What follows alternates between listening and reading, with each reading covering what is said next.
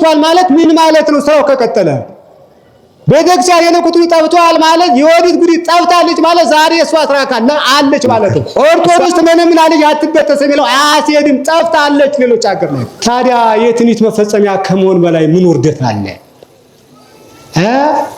ታዲያ ትንቢቱ ሊፈጸም ግድ ነው ብለን በእኛ ትንቢት ሲፈጸም ዝም ማለት? ነጭ ዶሮ ምን ብሎ እያዞረ በሽተኛ ፈጎስ ይላል። አዎ ምንጩ ይሄ ነው። ፍልስፍናው ግን አይታወቅም። ሰዎቹ መተት ይመስላል፣ ጥንቆላ ሟርት ነው። እንዲያ ብለው ግራኝ ማመር ጠፍቷል ይላሉ፣ ዲዮቅልጥያኖስ ጠፍቷል ይላል። ግራኝ ማመር እስከ ዛሬ እንዲቆይ ትፈልጉ ነበር እንዴ? አይተዋትም ተብሎ በመዘመር የምትቀጥል አትሆን። መጽሐፍ ቅዱስ ራሱን የቻለ አንድ ዓለም ነው። ልጆቻችንም የዳዊትን በገና እንዲደረድሩ፣ መዘምራኑ መዝሙሩን እንዲዘምሩ፣ ልጆቻችን ከበሮ እንዲቆረቁሩ አስተማርናቸው። የዳዊትን ወንጭፍ ሰብከን አናውቅ። ሰዎች እኮ መንገድ ላይ እያደሩ ነው። ዓለም በማን እንደተፈጠረ ሲነግረን ዓለም በማን እንደሚያልፍ ደግሞ ተነገረ ማለት። ግማሽ አካላቸው ዝናብ እየመታው ትከሻቸውን ላስቲክ አልብሰው ተኝተው ያድራሉ። ክርስቲያኖች ካሉ መጽሐፍ ቅዱስ ቢጠፋ እንኳን አይመለስም።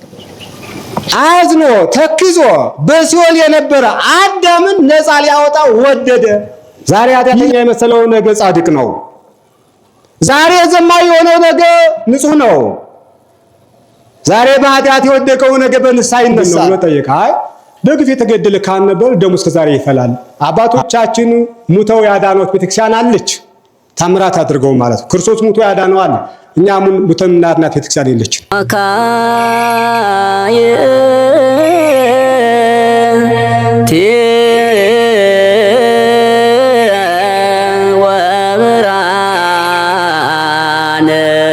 የትምህርት መነሻ የማደርገው እግዚአብሔር ለሕዝቡ በመጽሐፍ ነገራቸው።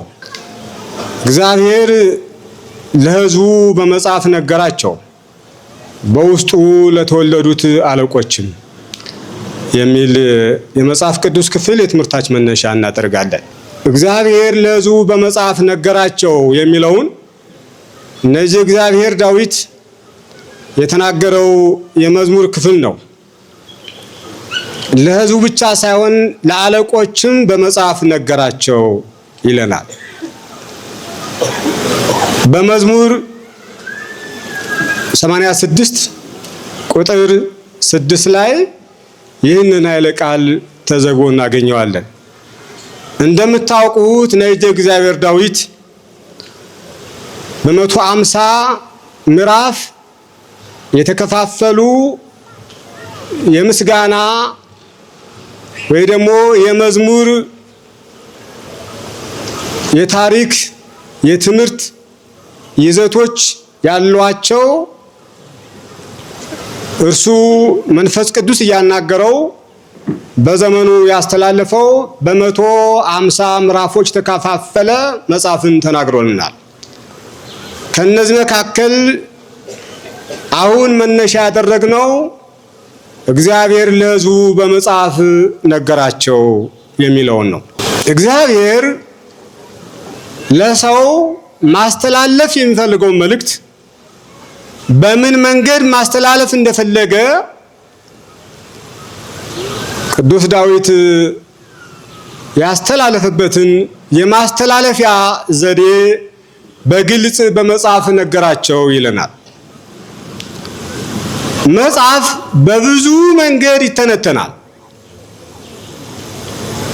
በትንሹ እንኳ አባቶቻችን መጻሕፍትን በሶስት ከፍለዋቸዋል። አንዱ የመጽሐፍ ክፍል ከደረጃ አንጻር ነው፣ ከጥቅም አንጻር ነው። ርኩሳት መጻሕፍት፣ ክብር የሌላቸው፣ የረከሱ፣ የቆሸሹ መጻሕፍቶች ስላሉ ርኩሳት መጻሕፍት ብለው አባቶቻችን ያስቀመጧቸው መጻሕፍቶች አሉ። የረከሱ መጻሕፍቶች ማለት የኑፋቄ የጥርጥር መጻሕፍት ሊኖሩ ይችላሉ። ኑፋቄ ያለች መስቀል ላይ ያለውን ቻለን ሲቀበር ታሳያለች፣ ሲነሳ ታሳያለች፣ ሲያርግ ታሳያለች፣ ተመልሶ ሲመጣ በስል ታሳያለች። እና ይህች ቤተክርስቲያን መጽሐፍ ቅዱስን አታውቅም ማለት ምን ማለት ነው? መጽሐፍ ማለት ስዕል ሁላ መጽሐፍ ነው። ግልጥ አርጋ ከሚያነቡት የማያነቡት ይበዙ ስለነበረ ጥንት አባቶቻችን ለማያነቡት ሳይቀር ቤተ እግዚአብሔር ገብተው ተሳልመው አንደበታቸውን አንቀሳቅሰው ከእግዚአብሔር ጋር በንማ ተገናኝተው የሚለያዩበት ስዕል አንብበው ነበር። ስዕሉን አንብበው ነበር እናቶቻችን በንባ ለእግዚአብሔር ነግሮት ይመለሱ። አዎ ስዕሉ በቀጥታ ከእግዚአብሔር ጋር ያገናኛል።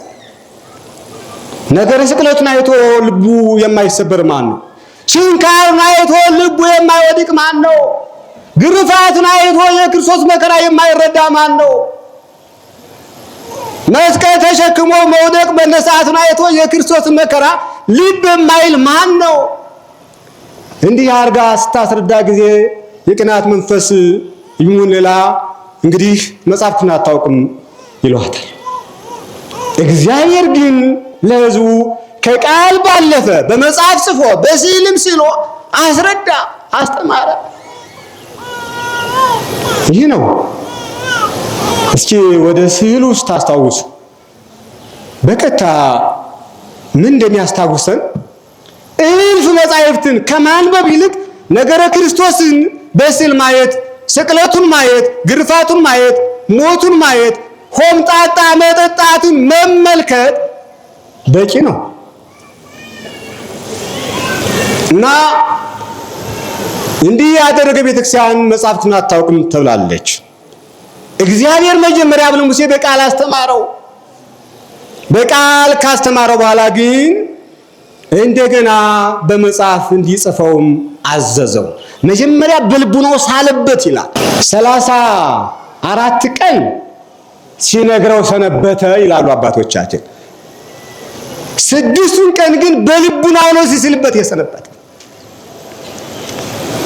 የኛ አባቶቻችን ዛሬ ሲያስተምሩ ግስገሳም ይባላል። የመጀመሪያ ፈለጣ ማለት ነው፣ መሸምደድ። ይቀጥልና ከዘለቁት በኋላ እንደገና ውዳሴ ማርያም በንባብ ከያዘ በኋላ እንደገና በዜማ ይማረዋል። አሁን በቃል ነው፣ ንባቡን በቃል ያዘው። እንደገና ይመለስና ንባቡም ይከለሳል። መጀመሪያ ግስገሳ ኋላ ክለሳ ወይም ማለዘብ ማለት ነው። ለሶስተኛ ጊዜ እንደገና በዜማውንም ይማራል። አሁንም ዜማውን ይከልሰዋል። ዜማውን ሲከልሰው ምናልባት ውዳሴ ማርያም ሲባል ምን እንደሚያስረዳ በደንብ ካስታወሳችሁት ግን የመጀመሪያው የውዳሴ ማርያም ክፍል ፈቀደ እግዚአብሔር ይዞ ለአዳም ነው የሚል እኮ መጽሐፍ ቅዱስ ነው። ጌታችን ኢየሱስ ክርስቶስ አዳምን ነፃ ሊያወጣ ወደደ እኮ ነው የሚል። ይሄ መጽሐፍ ቅዱስ አይደል? አሁን ውዳሴ ማርያም ሲባል እንደ ሌላ ይመስላል፣ ሌላ ወጣ ያለ ይመስላል። አዝኖ ተክዞ በሲኦል የነበረ አዳምን ነፃ ሊያወጣ ወደደ ይላል። ይሄ መጽሐፍ ቅዱስ እኮ ወአግብአ በዝትካትመር ወደ ቀደመ ክብሩ ሊመለሰው ወደደ። የቀደመ ክብሩ ገነት ነው የነበረ ሲኦል ነውና ሲኦል ሆኖ አዝኖ ተክዞ ነበረ። ከዚያ ማን ገላገለው? ማንስ ተመለከተው? ማንስ ሊያድነው ወደደ? ኢየሱስ ክርስቶስ ነበር ሊያድነው ወደደ። ይሄ ደግሞ መጽሐፍ ቅዱስ ነው። ይቀጥና አሁንም ከድንግል በስጋ ተወለደ ይላል። ይሄ መጽሐፍ ቅዱስ እኮ ነው። እንደ ውዳሴ ማርያም ሲባል ሌላ ካፋ የመጣ ከበራ ተለቅሞ የመጣ የሚመስላቸው ሰዎችም አሉ።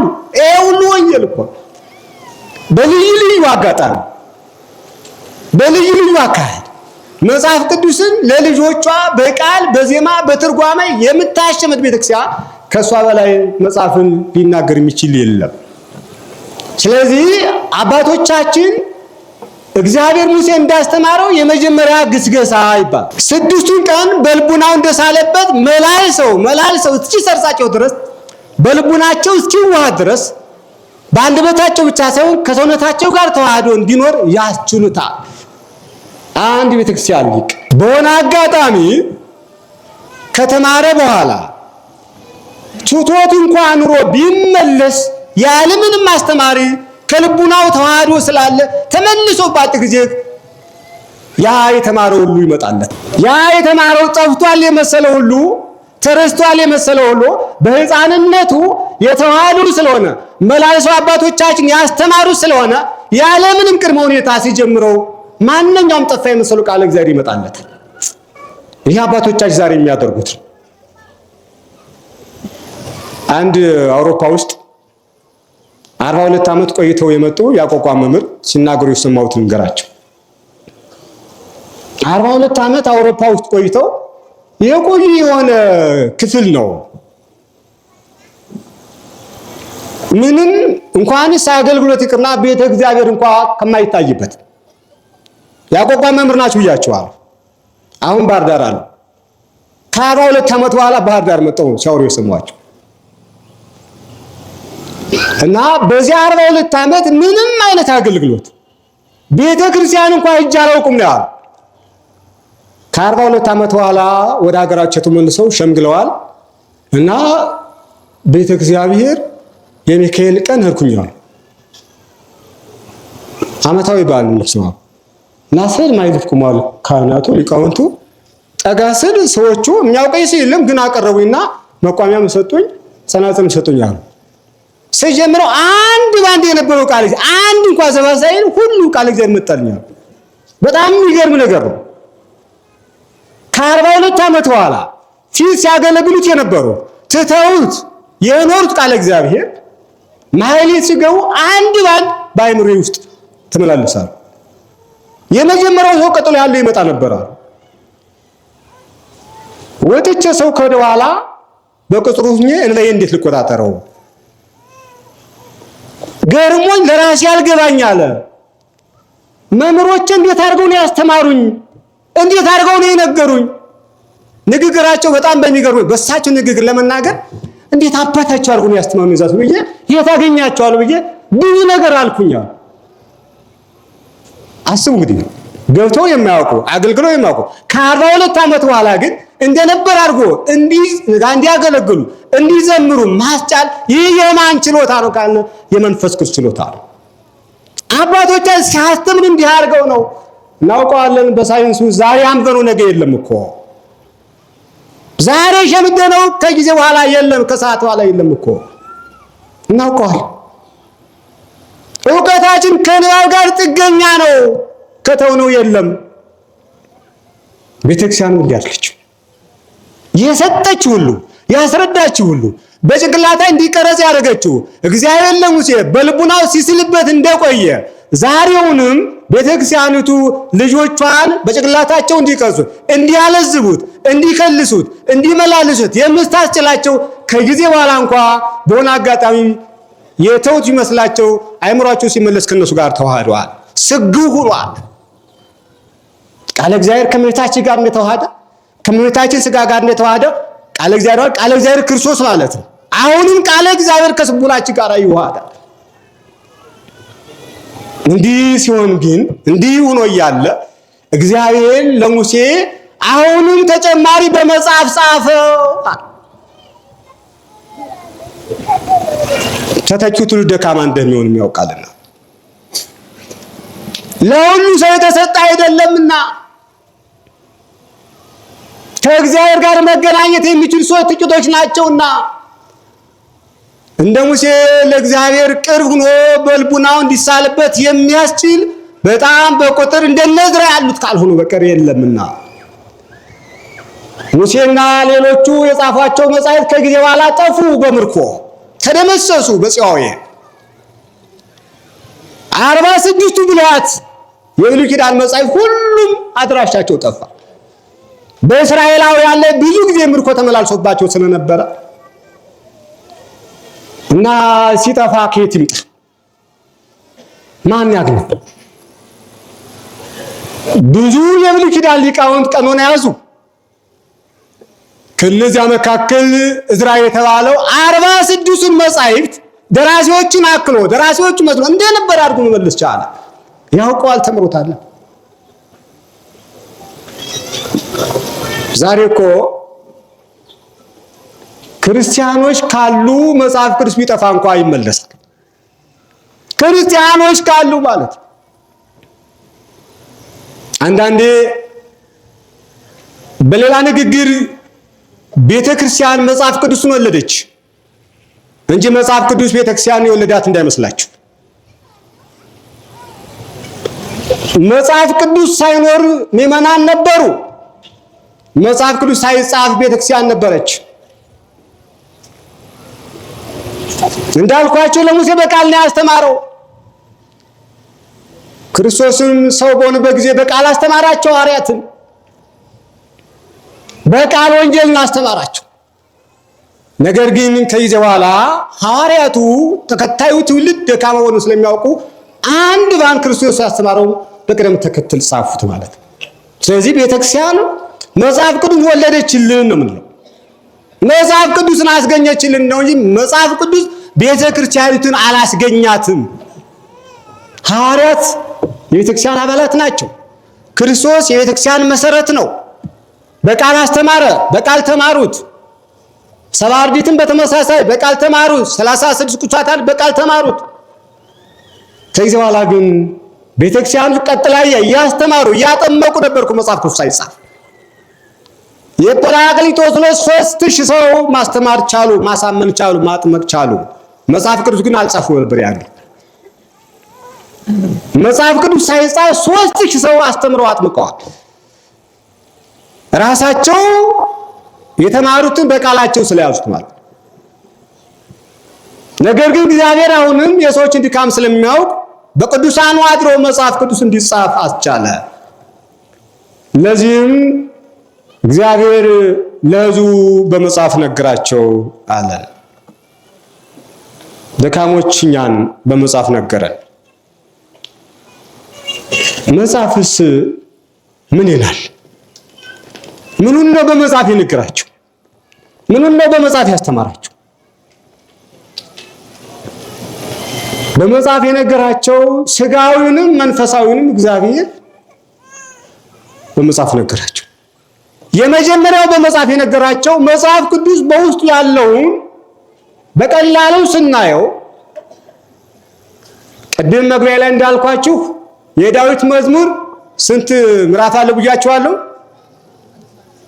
ስንት? 150 ምዕራፍ አለው። ይህ የመጽሐፍ ቅዱስ ክፍል ነው። የዳዊት መዝሙር 150 ምዕራፍ አለው። ይሄ በጣም ሰፊ ምዕራፍ ያለው። ዝቅተኛ ምዕራፍ ያለው ደግሞ ስንት አለ መሰላችሁ? እስኪ ዝቅተኛ ምዕራፍ ስንት አለ የምታውስታውስ ነገር ነው? ዝቅተኛ ምዕራፍ ስንት አለ? አንድ ምዕራፍ አለ። በመጽሐፍ ቅዱስ ውስጥ አንድ ምዕራፍ ያለው መጽሐፍ ቅዱስ አለ። 150 ምዕራፍ ያለው መጽሐፍ ቅዱስ አለ። 3 ምዕራፍ ያለው መጽሐፍ ቅዱስ አለ። 4 ምዕራፍ ያለው መጽሐፍ ቅዱስ አለ። 66 መካከለኛ ሆኖ ምዕራፍ የያዘ መጽሐፍ አለ። ይሄ እግዚአብሔር ለሕዝቡ ያስተላለፈው መልእክት አለ በዚህ ውስጥ 150ውን የመጽሐፍ ቅዱስ ክፍል በአንድ ሰው እንዲጻፍ ሲያደርግ አንድ ምዕራፍ ያለውንም በአንድ ሰው እንዲጻፍ አደረገው። አንድ ምዕራፍ ያለውና 150 ምዕራፍ ያለውን በአንድ ጥራዝ እንዲጠረዝ አደረገ። ሁሉም መጽሐፍ ቅዱስ ተባለ ማለት 150ው ተጽፎ አንድ ምዕራፍ ያለው የመጽሐፍ ቅዱስ ክፍል ቢጎል ከ80 አንዱ 80 ብቻ ይሆናል ማለት ነው። አንዷ እንኳን ብትወጣ አንዷ ምዕራፍ ስለወጣ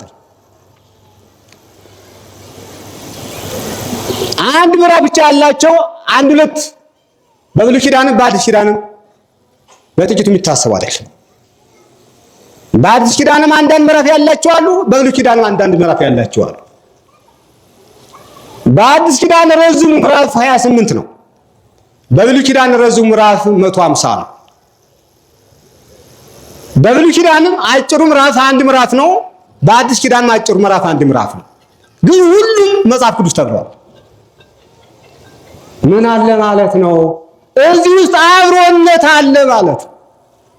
የሌላው ትንሽነት በሌላው ትልቅነት ተወጦ ምንም ጉዳት ሳይደርስበት ሳይናቅ ይኖራል ማለት ነው። እስኪ ልብ በሉ እስቲ የይሁዳም ምዕራፍ አንዲት መጽሐፍ ቅዱስ አንዲት ምዕራፍ ናት። ይሁዳ ከ72ቱ አርድእት አንዱ ማለት ጌታን የሸጠው አይደለም። አንድ ምዕራፍ ያለው ጻፍ። አሁን ሐዋርያው ቅዱስ ጳውሎስ ፊልሞና ለተባለው ሰው አንዲት ምዕራፍ ጻፈለት። ሐዋርያው ቅዱስ ዮሐንስ አንድ ምዕራፍ ያላቸው መጻሕፍቶችን ጻፈ። ነገር ግን እናንተ አንድ ምዕራፍ ስለሆናችሁ ውጡ እዚህ አትወክሉም አይባሉ። በጣም ጥቂት ስለሆናችሁ ከ150 ጋር እንዴት ተካክላችሁ መጽሐፍ ትባላላችሁ ይላችሁ። ስለዚህ ትንሹም ትልቁም አንዱ ነው የሚኖርበት። የት ቦታ ነው ከተባለ ይህች ቤተክርስቲያን ናት። አንተ ሕፃን ነህ አትመጣም፣ አንተ ትልቅ ነህና፣ አንቺ ሴት ነሽ አትመጪም፣ አንተ ወንድ ነህና፣ አንተ ካህን ነህ ግባ፣ አንተ ምዕመን አትግባ የማይባልበት ሁሉም የመጣው የምትቀበልች ቤተክርስቲያን በመጽሐፍ ቅዱስ ትንሹ ምዕራፍና ትልቁ ምዕራፍ አስተባራ መያዟ አብሮነትን ማሳያቷ ነው። ማስተማሯ እኮ ለምን ይመስላችኋል? አንተ ኃጢአተኛ ነህ መግባት አትችልም አትልም። አንተ ጻድቅ ነህ ሌላ ቦታ ይሰጥ አትልም። ዛሬ ኃጢአተኛ የመሰለው ነገ ጻድቅ ነው። ዛሬ ዘማዊ የሆነው ነገ ንጹህ ነው። ዛሬ በኃጢአት የወደቀው ነገ በንስሐ ይነሳል። ዛሬ ትንሽ የሆነው ነገ ትልቅ ይሆናል። ዛሬ ሲቀማ የነበረው ነገ ይመጸጉት ይሆናል።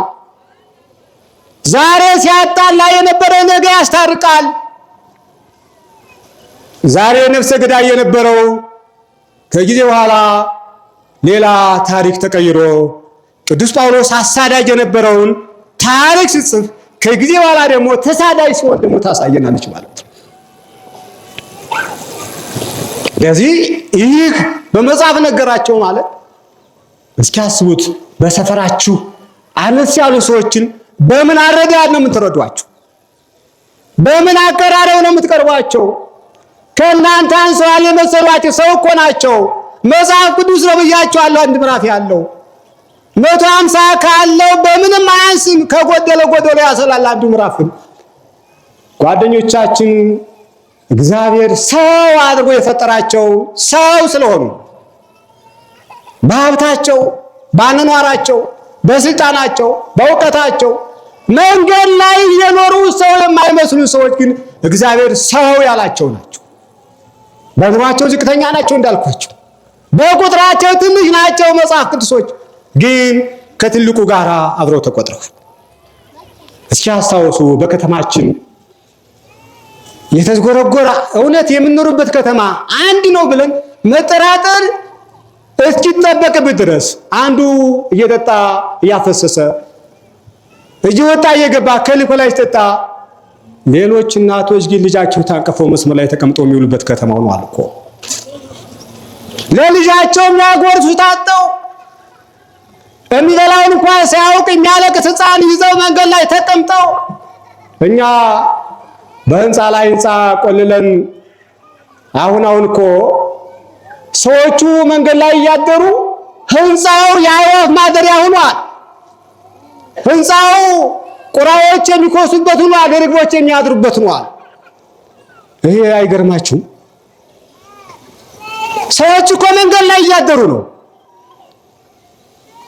ግማሽ አካላቸው ዝናብ እየመታው ትከሻቸውን ላስቲክ አልብሰው ተኝተው ያድራሉ።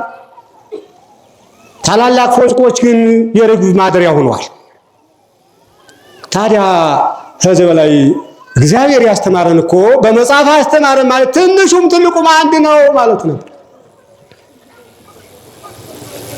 ሰው እኮ የሚገርማችሁ እንደ ስጋ ስለሚያስብ ከሞተ በኋላ የአስከሬኑ ማረፊያ ቤት ሰርቷል እኮ። እንደ ስጋ ስለሚያስጨንቁ ማለት ነው። ከሞተ በኋላም ስጋ የሚጨነቅ ስለሚመስለው ከሞተ በኋላ ለአስከሬኑ ማረፊያ ቤት ሲሰራ፣ ዛሬ በሕይወት ያሉት ግን ማደሪያም የላቸው እና አንድ ምዕራፍን ንቆ መጽሐፍ ቅዱስ እንዳላስወጣው የእግዚአብሔር ሰዎች ሆኑትን እግዚአብሔር ባሪያው የፈጠራቸውን በመልኩ የመሰላቸውን መስሎ የፈጠራቸውን ሰዎች አለማስታወስ እግዚአብሔር በመጽሐፍ አስተማረ የሚለውን መቃወም ነው የሚሆነው። መጽሐፍ ቅዱስ አብሮነት እንደሚያስተምር ትንሽና ትልቅ አንድ ነው በእግዚአብሔር ዘንድ። ለዚህም እንዳልኳችሁ አብሮነት የሚባለውን ስናስታውስ ዛሬ አብሮነት እየተናቀ እየተረገጠ እየተጠቀጠቀ ሲሄድ እኛም ስናስተምር የኖርነው እንደዚህ ነው። አስታውሱ፣ ቤተክርስቲያን ስታስተምር የኖረችው ቅንነትን ነው፣ ፍቅር ነው የሰበከችው። ስለ ዳዊት ስናስተምር በገና መደርደርን አስተማርነ። ልጆቻችንም የዳዊትን በገና እንዲደረድሩ፣ መዘምራኑ መዝሙሩን እንዲዘምሩ፣ ልጆቻችን ከበሮ እንዲቆረቁሩ አስተማርናቸው። የዳዊትን ወንጭፍ ሰብከን አናውቅም። አዎ ልብ በሉ፣ የዳዊትን ወንጭፍ ሰብከን አናውቅም። እኛ እኮ ዳዊት በገና ብቻ ነው የነበረው እንዴ? በገና ብቻ አልነበረም የነበረው። በገና ይደረድራል፣ መዝሙር ይዘምራል። ይህን ለልጆቻችን አስተማርነ። ወንጭፉን ግን ለይተን ተው። አብሮነት ይበልጣ ብለን ወንጭፍ አልሰበክንም። ለይተን ይጠቅማል ያለውን መዝሙሩን በገናውን ሰበክንላችሁ። ልጆቻችን በዚያ ልክ መዝሙር መዘመር፣ በገና መደርደር፣ ከበሮ መቆርቆር ቻሉ። ሌሎቹ ቢላዋ መሳል አሰልጥነዋቸዋል። ሌሎቹ ገጀራ መታት አሰልጥነዋቸዋል። ሌሎቹ ሰው እንዴት እንደሚመታ አሰልጥነዋቸዋል። እኛ በገና መደርደር አስተማርነ። መጽሐፍ ቅዱስ እንዲያ ስለሆነ ማለት ነው። እኛ ትዕግስትን ሰበክንላችሁ። እኛ ስለ ክርስቶስ መሞትን አስተማርነ። ስለ ሙሴ ስንሰብክ ከጌታ ጋር መነጋገሩን 570 ቃል ከእግዚአብሔር ጋር ተነጋገረ አለ እንጂ ግብፃዊን በአሸዋ ውስጥ ቀላቀለው የሚለውን ሰብከንላችሁ አናውቅም። ከዕለታት አንድ ቀን ግብፃዊው ዕብራዊውን እስራኤላዊውን እንዲሁ ሲያስጨንቀው ሲረገጠው ወይም ደግሞ እንዲሁ ሲያስጨንቀው ማለት በኃይል ከሱ በላይ ሆኖ ዕብራዊው ባዘጋጀው የልብስ ማጠቢያ እሱን አስወግዶ ግብፃዊው በዕብራዊው ላይ በጉልበት እሱ ያኮረፈውን እንዶድ ወይም ሳሙና ማለት ነው አስወግዶ ማጠብ ጀመረ። ለምን ነው? እሱን እኮ ያዘጋጀው ዕብራዊ ነው ሲለው አንተ ደግሞ ምንድነህ አለው። ግብፃዊው ሙሴን አንተ ደግሞ ምንድነህ?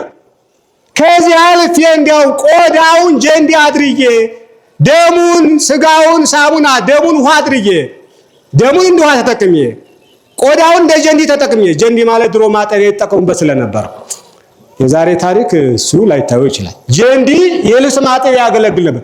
ሲጀመር ጀንዲ ምን ነው ይባላል? ሰዎቹ ላታውቁ ይችላል፣ እናውቀው ይችላል። አሁን ያለው ትውልድ ማለት ነው።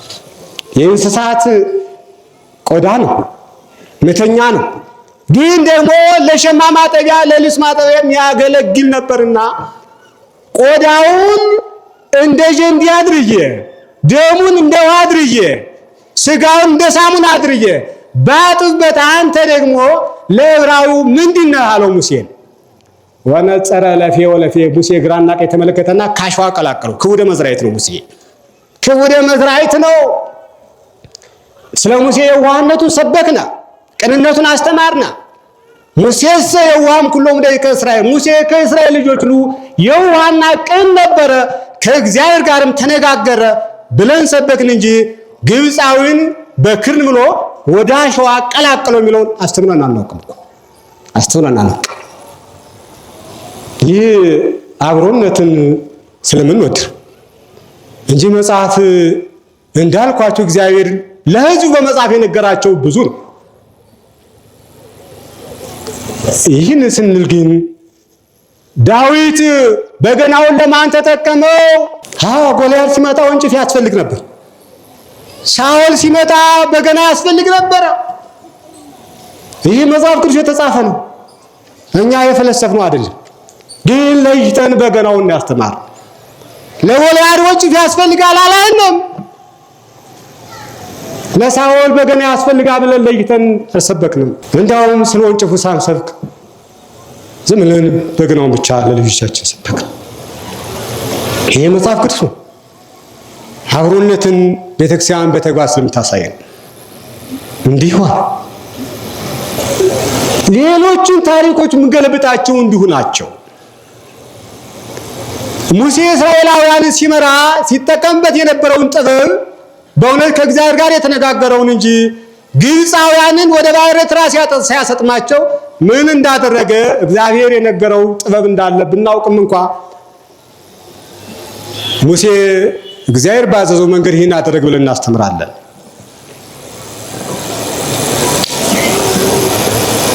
ሌላው ዘካርያስ በቤተ መቅደሱ አካባቢ በሰይፍ ተመቶ ወደቀ። ካህኑ ዘካርያስ የሄሮድስ ሰራዊቶች ናቸው መተው የጣሉት። 70 ዘመን ሙሉ ደሙ ሲፈላ ኖረ እና ጥጦስ የተባለ ሰው መጥቶ ሲጠይቅ ይህ ምንድን ነው ብሎ ጠየቀ። አይ በግፍ የተገደለ ካህን ነበር፣ ደሙ እስከዛሬ ይፈላል አሉት። ምን ላድርግ ብሎ ሲጠይቅ ከገዳዮቹ ወገን ቢያስገድሉለት ይድናል። ከገዳዮቹ አመጡ ሲያስገድል ደሙ ከመፍላት አቋም። ይሄን አንሰብክም አንሰብክም። ለምን ይሆን? መጽሐፍ ቅዱስ ብዙ ነውና ከብዙ ሰዎችን የሚጠቅማቸውን ወደ እግዚአብሔር የሚያቀርባቸውን እንጂ እንዲህ ልንጠፋ ስንችል ሊያጠፉን የሚመጡ እንኳን ቢኖሩ እስካሁን ድረስ አባቶቻችን ሙተው ያዳኗት ቤተክርስቲያን አለች። ታምራት አድርገው ማለት ነው። ክርስቶስ ሙቶ ያዳነው አለ። እኛ ሙተን እናድናት ቤተክርስቲያን የለችም። ይሄን ማወቅ አለብን። ሙተን እናድናት ቤተክርስቲያን የለችም።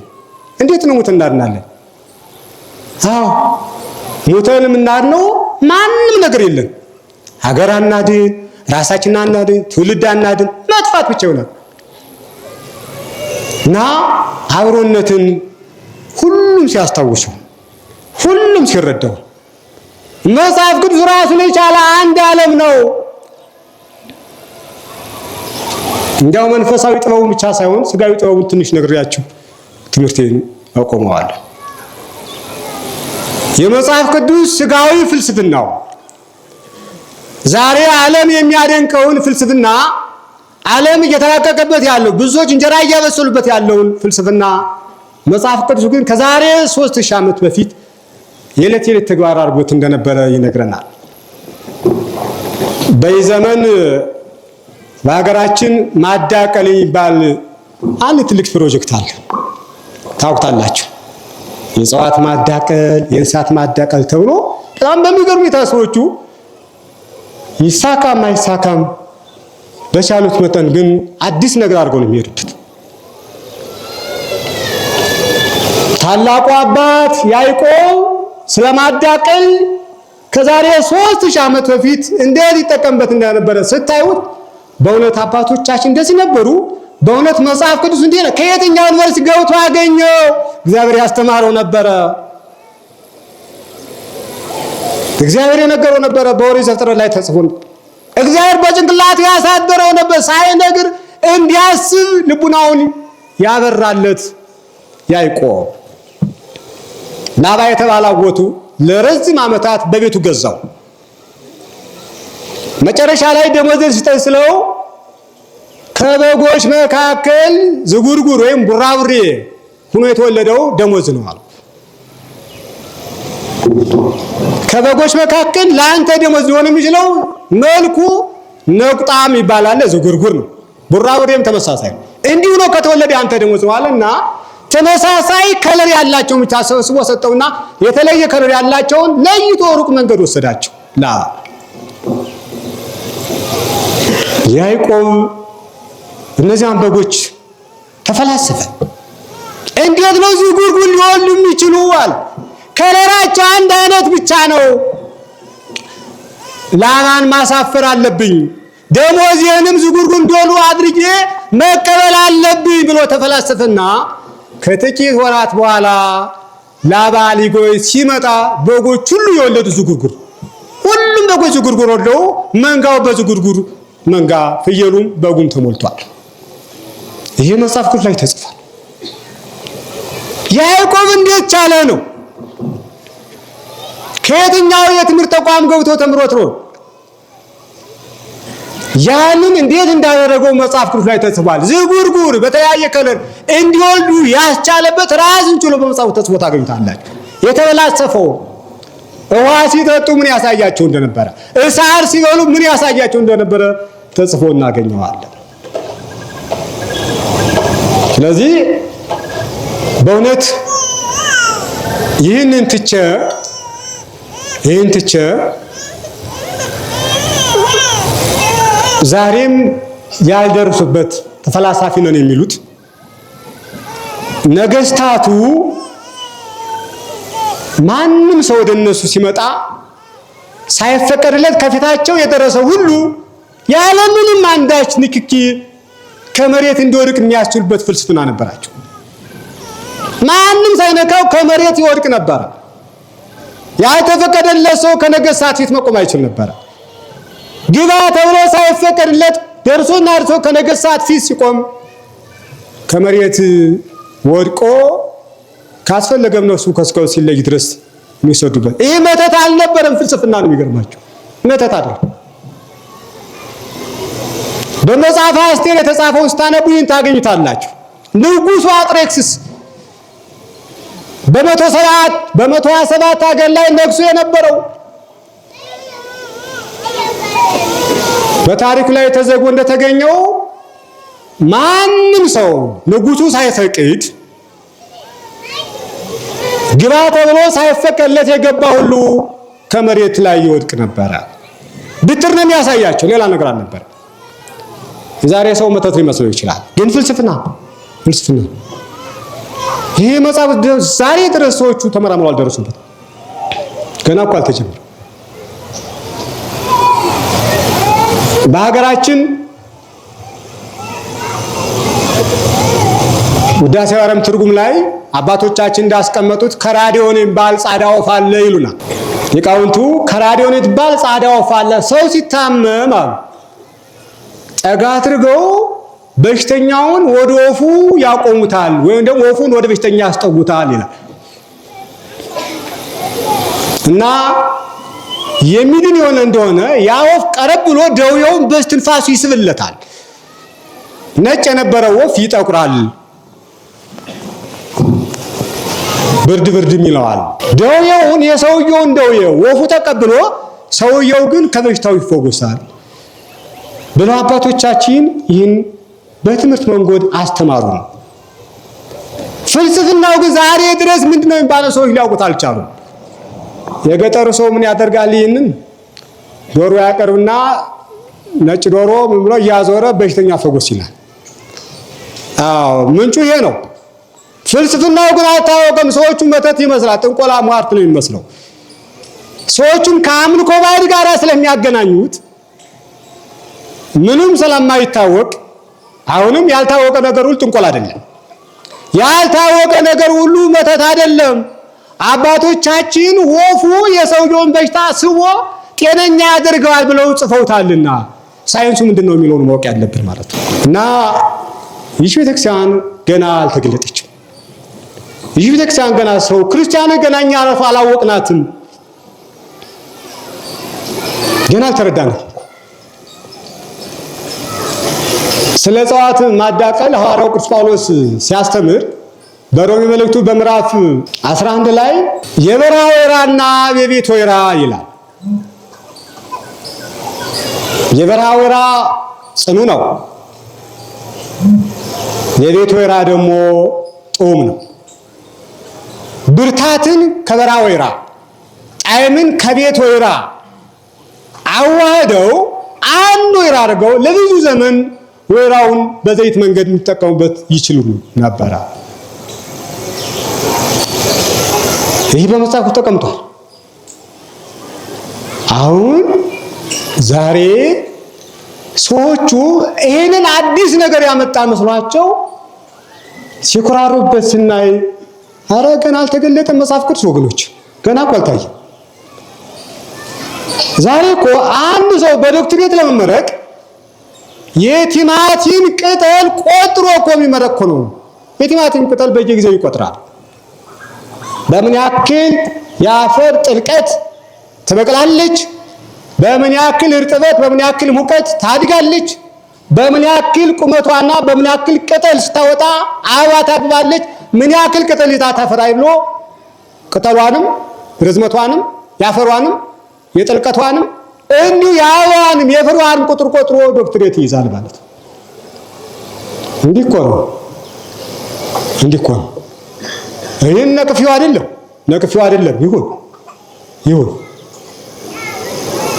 ግን እኛም ይህንን ከማውራት ያለፈ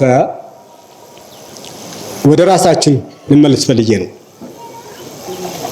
ብዙ ጊዜ ከሚያሳዝኝ ነገር እኔ ቤተክርስቲያኒቱ የትምህርት ሚኒስትሩን አሰርታ ፊደል ቀርጻ ተብሎ ይሰበካል። ዛሬ ምን እያደረገች ነው? ያኔ መቅረጽ ጥሩ ነው፣ ያኔ ማስተማር ጥሩ ነው፣ የትምህርት ሚኒስቴር መሆን ትልቅ ነገር ነው። ዛሬ ምን እያደረገች ነው የሚለውን መመለስ ያለበት። ያኔ ባለውለታ መሆን ቀላል ነገር አይደለም። ታሪክ ማቆየት፣ ፊደል መቅረጽ፣ ሀገር ከነድንበሩ ሃይማኖት ከነፍቅሩ ማቆየት ቀላል ነገር አይደለም። ዛሬ ምን እያደረገች ነው የሚለውን ነገር ስንመልስ ነው የቀደሙ አባቶች ጀግና መሆናቸውን ታሪካዊ መሆናቸውን መተረክ ብቻ በቂ አይደለም።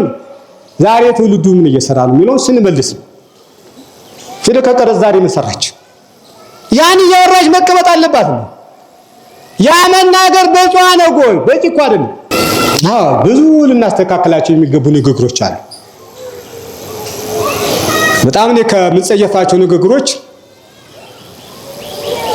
አንዳንድ ንግግሮች ምን አሉ መሰላችሁ? አይ እንደ ኦርቶዶክስ እኮ ትመነምናለች እንጂ አትበጠስም ይላል የሚያስብ። ኦርቶዶክስ ትመነምናለች እንጂ አትበጠስም ይላል። ታዲያ ከመነመነች ምን ተጠቀመች እንዴ?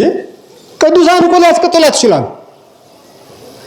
ነቢዩ ኤልያስ ብቻውን ነኝ ብሎ አንድ ቀን ሲናገር ምን አለ መሰላችሁ? ነቢያቶችን ገለዋል፣ መሰዊያን አፍርሰዋል፣ ካህናቶችን ታርደዋል፣ ብቻዬን ቀርቻለሁ ይል ነበር። እግዚአብሔር ግን ምን አለው? አንተ የማታውቃቸው 7000 ሰዎች አሉ አለ።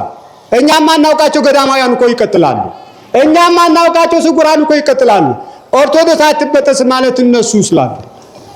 ታዲያ ቤተክርስቲያኒቱ ቅዱስ ጳውሎስ ያስተማረበት ኪልቅያ ዛሬ ባዶ እኮ ነው።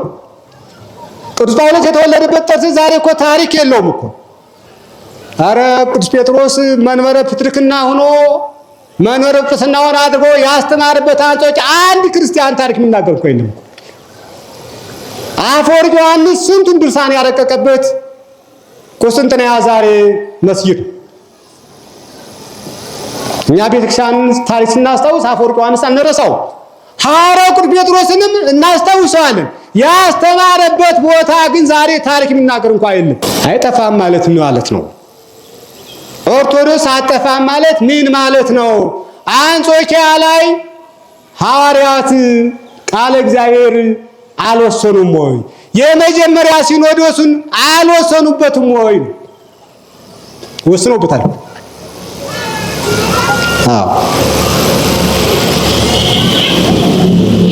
የጴጥሮስ ሀገር ሮማን በተመሳሳይ ዛሬ አንድ ቤተክርስቲያን እንኳን አልታየበትም።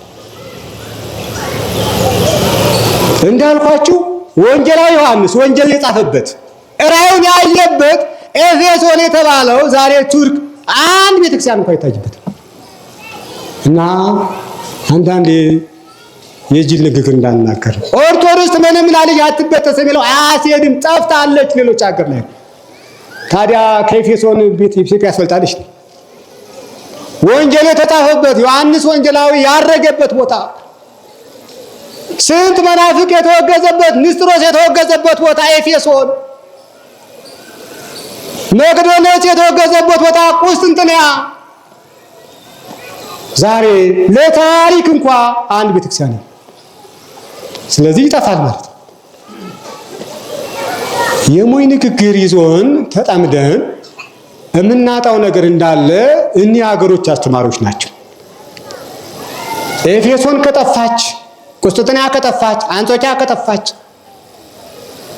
ኪልቅያ ከጠፋች፣ ጠርሴስ ከጠፋች፣ ቀጰዶቅያ ከጠፋች፣ እኒህ ሁሉ የነ ቅዱስ ጊዮርጊስ ሀገሮች እኮ ናቸው። ቅዱስ ጳውሎስ ያስተማረበት ቦታ እኮ ነው። ይህ ከጠፋ የኢትዮጵያ ቤተክርስቲያን አጠፋም ማለት ምን ማለት ነው? ሶሪያ ዛሬ ቅዱስ ኤፍሬም ያውላ ድርሰት የደረሰበት ዛሬ እንዳለች አንቆጥራትም እኮ የለች። ስለዚህ ትጠፋለች የሚለውን አስበን እንዳጠፋ መስራት አለብን። እማጠፋ ከሰራን እማጠፋ ከነቃን አይተዋትም ተብሎ በመዘመር እምትቀጥል አትሆን። አይተዋትም በማለት ብቻ አትቀጥልም እኮ እንዳይተዋት የኛን ድርሻ ስንወጣ እንደዛ ነው። አንዳንዴ ሌላ ንግግር ደግሞ ቤተክርስቲያን ያጠፉት ሁሉ ጠፍተዋል ሲሉ ሰማላችሁ። ሰማችሁ? ቤተክርስቲያን ያጠፉት ሁሉ ጠፍተዋል ይላል። ምን ማለት ነው ንግግር ራሱ? እንዲያ ብለው ግራኝ ማመር ጠፍቷል ይላሉ። ዲዮቅልጥያኖስ ጠፍቷል ይላሉ። ግራኝ ማመር እስከ ዛሬ እንዲቆይ ትፈልጉ ነበር እንዴ? ቅዱስ ጴጥሮስም እኮ የለ በስጋ እኮ ታሪኩ ሊኖር ይችላል። ቅዱስ ጳውሎስም እኮ በስጋ የለ። ደጋጎችም እኮ በስጋ የሉም እኮ። እነዚያም በስጋ ነው የሌሉ። ስራቸው ዛሬም እየቀጠለ ከሆነ ሙተዋል ማለት አይቻልም። ጠፍተዋል ማለት አይቻልም። አላ ስራቸው እየቀጠለ ግራኝ ማመር ሙተዋል ማለት ምን ማለት ነው? ስራው ከቀጠለ ቤተክርስቲያን የነቁት ጠፍተዋል ማለት የወዲት ጉዲት ጠፍታለች ማለት ዛሬ እሷ ስራ ካለ አለች ማለት ነው። እሷ እስከ ዛሬ ልትቆይ አትችልምና ስለዚህ ንግግሮችን የሞኝ ዘፈን በመስከረምና በሚያዝያ ተመሳሳይ ይሆናል ይላል አባቶች። መስከረም ላይ አበባ ቤተውል ቢዘፈን ይቻላል አበባ ስላለ። ሚያዝያ ላይ እንኳን አበባ ቅጠልም የለም። የመስከረም ዘፈንና የሚያዝያ ዘፈን እኩል ሊሆን አይችልም። መቀየር አለበት ማለት ማየት መቻል አለብን። ንግግሮቻችን በደንብ ካላየናቸው በከንቱ ንግግር እየጠፋንን የቀድሞ ታሪክ እያወራን ከሆነ በእውነት ለመጥፋታችን ምክንያት የለንም። እኛው ራሳችን ጥፋታችን ከንስር የፈጠነ ሆኗል። ዛሬም ቢሆን እጃችን ላይ ባለው መስራት ካልቻልን የለንም። እግዚአብሔር ሙሴን ሊያድነው ሲፈልግ አንድ ነገር ጠየቀው።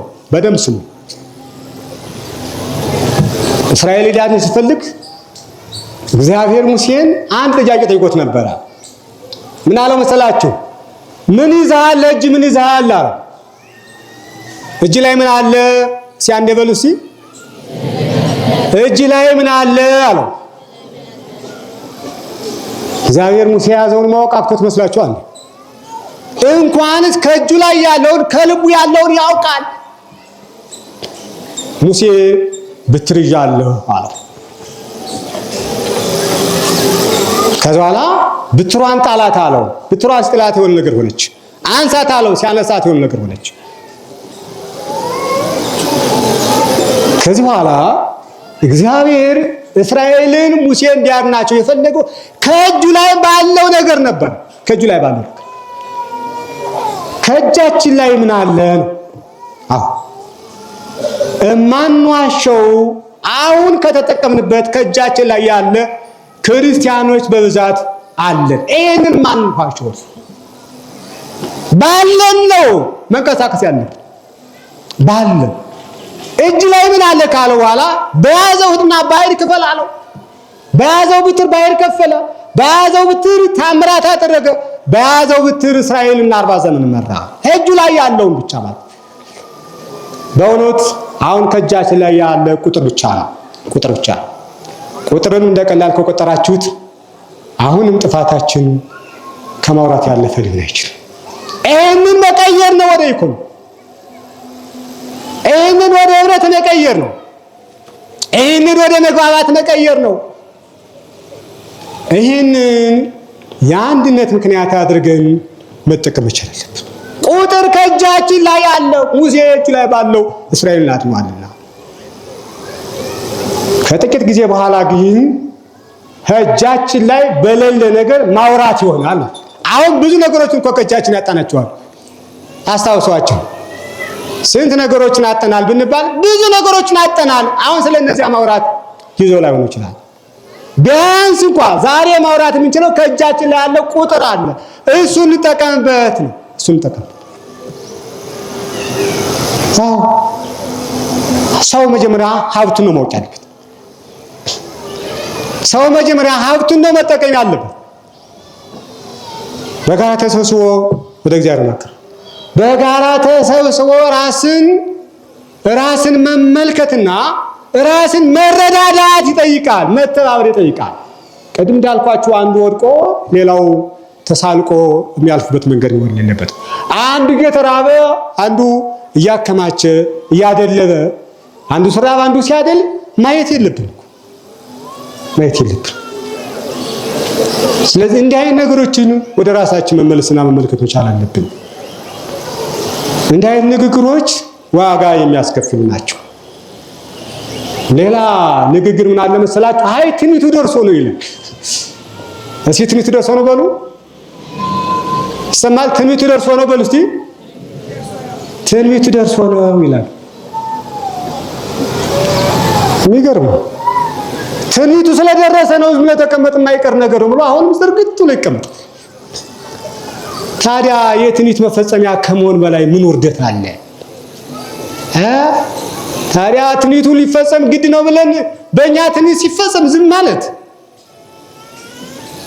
እግዚአብሔር እኮ የተናገሩን ትንቢት ይቀይረዋል።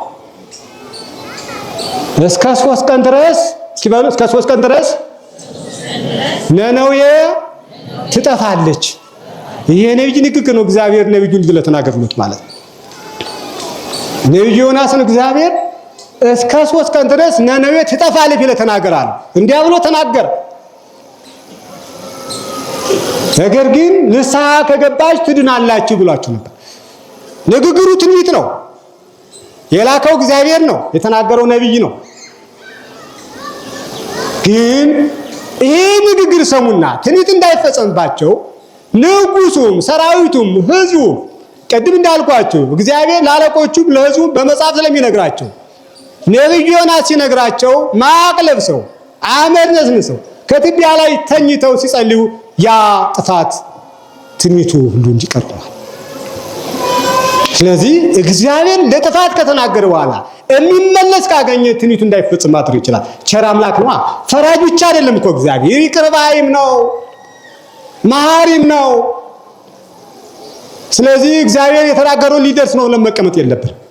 በእኛ እንዳይፈጸም የትንቢት መፈጸሚያዎች እንዳንሆን ልንጠነቀቅና ልናውቅ ይገባናል። እንዲህ አይነት ስራ የሚያስፈቱ ነገሮች ስላሉ ነው። በቃ አንዴ ተናግሮታል አይቀርም አይባል። እግዚአብሔር እኮ ሲናገር ትንቢት ሲናገር በዘመን የሚፈጸመውን ሲናገር አብሮ ያስተላለፈው መልእክት ምን አለ ብትሉ እንዳያስቷቸው ተጠንቀቁ የሚል አብሮ ተናግሯል። አሁን ያለውን ጦርነት ተናገረ። አሁን ያለውን ራብ ተናገረ። እርስ በርስ ያለውን ሽኩቻ ተናገረ። በማቴዎስ ወንጌል ምዕራፍ 24 ላይ መናገር ብቻ አይደለም፣ እንዳያስቷቸው ተጠንቀቁ ማለት መጠንቀቅ መድኃኒት እንደሆነ መከራውን ሳይሆን መድኃኒቱን አብሮ ነግሮናል። ህመሙን ብቻ አይደለም የነገረን መድኃኒቱን አብሮ ነግሮናልና የማይቻል ከሆነ ደግሞ እሱ አይናገርም። መጠንቀቅ ማምለጥ ይቻላል ማለት ነው። ኡቁቼ ያሱቱኩም እንዳያስቷቸው ተጠንቀቁ ማለት መድኃኒትም አብሮን የተናገረ ትንቢቱ እንዲፈጸም ግድ ይለዋል ብለን እግራችን ዝርግት አድርገን ያለምንም የራስን ድርሻ ሳንወጣ ለጥፋት የቀረብ እንዳንሆን መጽሐፍ ቅዱስ የተናገረው ሁሉ በእግዚአብሔር ቸርነት ሊቀር የሚችል ነገር እንዳለ ማወቅ መቻል አለብን። ስለዚህ የማይቀር የሚለው አያሴት ትንቢቱ አይቀርም የሚለው ነገር ከጸለይነ ይቀራል፣ ወደ እግዚአብሔር በቅንነት ካመለከትነ ይቀራል፣ በእኛ እንዳይፈጸም ይሆናል። የሚጠፋ ከተማ ነጋሪ ቢመቱበት አይሰማ ይላሉ አባቶቻችን። አሁን መደማመጥ ቀርቷል። አሁን መሰማማት ቀርቷል። አሁን ቃለ እግዚአብሔር የሚሰሙ ሰዎች ቢኖሩ እንኳ ከሰሙት በኋላ አለፍ ሲሉ የሚረሱት ናቸው ነው ያለው። ይሄ ነው እግዚአብሔር ደግሞ ይህንን ሲነግረን በመጽሐፍ እንዲጻፍ ያደረገው አንባቢው ያስተውል ይላል። ዚያንብ ብለ ይለብ ዘመኑ ሲደርስ አንባቢው እያንዳንዱ እያስተዋለው ይሁን እና ይሄ ነው ያለው። ለማጠቃለል ያክል እግዚአብሔር ለሕዝቡ በመጽሐፍ ይነግራቸዋል ያልነው ሁሉ ነገር ስለሱ ሰው መሆን በመጽሐፍ ነገረን። በአጭር ቁመት በጠባብ ድረስ መወሰን በመጽሐፍ ነው የነገረን። ሥጋዬን ብሉ ደሜን ጠጡ ያለውን በመጽሐፍ ነው የነገረን። በፍቅር መኖር እንደሚገባን በመጽሐፍ ነው የነገረን። በታሪክ ብቻ ሳይሆን በተግባር ያሳየውን በመጽሐፍ ጻፈልን። አንዳችን ክርስቶስ ሲሰቀል አልነበርንም። አንዳችን ክርስቶስ ሲገረፍ አልተመለከትንም። ነገር ግን መጽሐፍ አስነበበና ተቀበልነው። መጽሐፍን አለማወቅና አለመረዳት ደግሞ ስትክሙ በየአእምሮ መጻሕፍት ባለማወቃችሁ በደላችሁ ብሎ ክርስቶስ በማቴዎስ ወንጌል ምዕራፍ 22 ላይ የተናገረው ታሪክ መጻሕፍትን ልብ ማለት ማስተዋል ከጥፋት እንደሚዳን ስትክሙ በየአእምሮ መጻሕፍትን ባለማወቃችሁ በድላችኋል ይለናል። ከበደል ምንድነው? መጻሕፍትን ስናስተውል ነው። ከበደል ምንድነው? ክርስቶስ ያስተማረውን በመጽሐፍ የተጻፈውን ልብ ብለን ወደ ተግባር ስንቀይረው ነው። ጌታችን ኢየሱስ ክርስቶስ ወደ ሰማይ ሲያርግ የሐዋርያትን ልቡና መጻሕፍትን እንዲያስተውሉ ልቡናቸውን አለዘበላቸው ነው የሚል። ወደ ሰማይ ሲያርግ መጻሕፍትን እንዲያስተውሉ ልቡናቸውን አለዘበላቸው ይለናል። እና በመጽሐፍ ያልተጻፈ ታሪክ የለንም። በመጽሐፍ ያልተጻፈ ስንል ትውፊቱ በመጽሐፍ ቅዱስ ያልተጻፈው በሌላ ቦታ ተጽፏል። ሁላችንም በመጽሐፍ የተጻፈው ሐዋርያው ቅዱስ ጳውሎስ እንደነገረን ከተጻፈው አትለፍ ይላል። ከተጻፈው ሁላችን አልፈናል። ከተጻፈው ሁላችን ተራምደናል። ከተጻፈው ማለፍ ደግሞ ምን ሊያመጣ እንደሚችል ማውራትም መናገርም አያስፈልግም። እናውቀዋል። ያ ነውና ክርስቶስ ሰው በሆነበት ጊዜ ብዙ ጊዜ ካስተማረው ትምህርት መጻሕፍትን ጠቅሶ ነው ያስተማረ። እሱ እኮ እውቀት ነው። ራሱ እኮ ሕይወት ነው። ራሱ እኮ ጥበብ ነው። ነገር ግን መጻሕፍትን መጥቀሱ መጻሕፍት አስፈላጊ መሆናቸውን እየነገረን ነበር።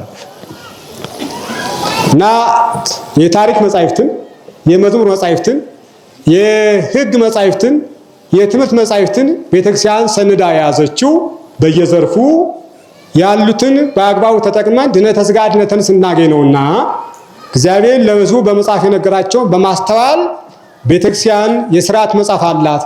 ካህኑ በመቅደስ ያስቀድስ፣ ምእመኑ በቅዱስም ያስቀድስ የሚለውን በመጽሐፍ ነው ያገኘነው። ካህኑ ያቅሩ፣ ምእመኑ ይቁረብ የሚለውን በመጽሐፍ ነው ያገኘነው። ካህኑ ይቀድስ፣ ምእመኑ ያስቀድስ የሚለውን በመጽሐፍ ነው ያገኘነው። ካህኑ ይባርክ፣ ሕዝቡ ይባረክ የሚለውን በመጽሐፍ ነው ያገኘነው። ካህኑ ንስሐ ይግባ፣ ምእመኑ ንስሐ ይቀበል የሚለውን በመጽሐፍ ነው ያገኘነው። ካህኑ ንስሐ አይገባም ማለት አለም። ካህኑ ሥጋው ደግሞ አይቀበልም ማለት አይደለም። ሥጋው ደግሞ ይቀበላል፣ ይባረካል፣ ንስሐም ይገባል። ይህ በመጽሐፍ ነው ተጽፎ ያገኘነው። ዲያቆናት ይለላኩ የሚለውን በመጽሐፍ ነው ያገኘነው። በፍቅር ኑሮ የሚለውንም በመጽሐፍ ነው ያገኘነው። የእኔ ደቀ መዛሙርት መሆናችሁ የሚታወቀው በፍቅር ብትኖር ነው የሚለውን በመጽሐፍ ተጽፎ ነው ያገኘነው። ክርስቶስ እንዳረገ በመጽሐፍ እንዳገኘው እንደሚመጣም በመጽሐፍ አገኘነው ማለት ነው። ሄዶ እንደማይቀር ተመልሶ ለፍርድ እንደሚመጣ በመጽሐፍ ነገረ ማለት ነው። አፍሰን የምናስተምረው ስለሌለ እንዳረገ ይመጣል ብለው በመጽሐፍ ዘገቡልን። ሲመጣ ደግሞ ሊያስተምር፣ ሊመክር፣ ንስሐ ሊያስገባ፣ ሊሰቀል ሳይሆን ፍርድ ሊሰጥ እንደሚመጣም ነገረን።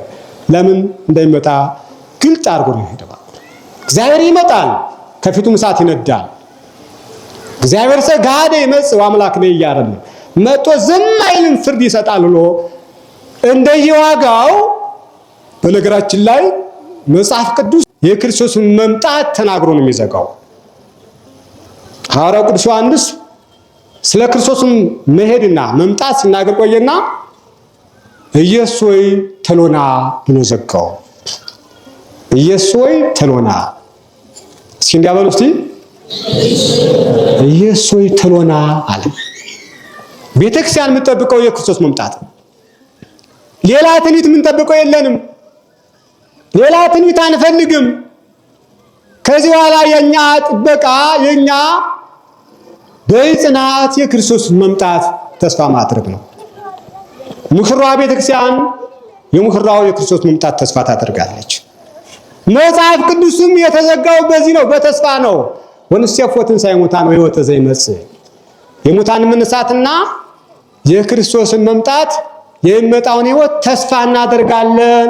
እስመ ኩሉ ዓለም ይጸንዕ ምጽአቶ ለወልደ እግዚአብሔር ዓለም ሁሉ የክርስቶስ መምጣት ተስፋ ያደርጋል ተብሎ እንደጻፈው የሁሉ የክርስቶስ መምጣት ተስፋ የምታደርግ ቤተክርስቲያን መጽሐፍ ቅዱስን በዚህ አጠናቃ ዘግታ አሁን የምንጠብቀው የሙታን መነሳትና የክርስቶስ መምጣት ነው።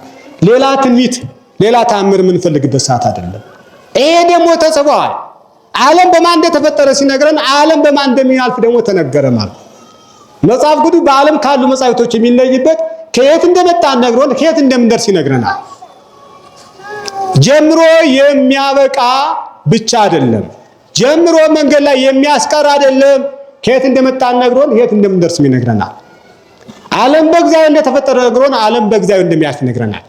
እኛም ደግሞ የክብር ሰዎች እንጂ መሬታውያን ብቻ አለመሆናችንን ያስረዳናል።